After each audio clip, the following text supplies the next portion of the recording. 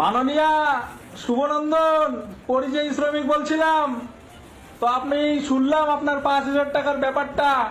তো 5,000 টাকা করে যে দিচ্ছেন 12 মাসে, 12 মাসে হয় 60,000 টাকা। আপনার ইলেকশনটা হচ্ছে ফেব্রুয়ারি মার্চ মাসে। তারপরে ভগবান না করুক আপনি যদি না থাকেন পরে, তাহলে কে দিবে? আমরা যে এখানে কাজটা সবকিছু ফেলে রেখে চলে যাব। এই যে দুটো রুম নিয়েছি, একটা এই যে দুটো, ঠিক আছে, দুটো রুমের ভাড়া হচ্ছে 12,000 টাকা মাসে। পুরো ফ্যামিলি মিলে 75 থেকে 80,000 টাকা কাজ করি এখানে।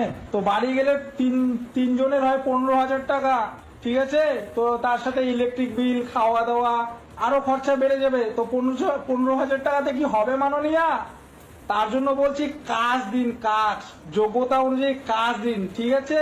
নিউ কোচবিহার স্টেশনের বৃহস্পতিবার আর শনিবার গিয়ে একটু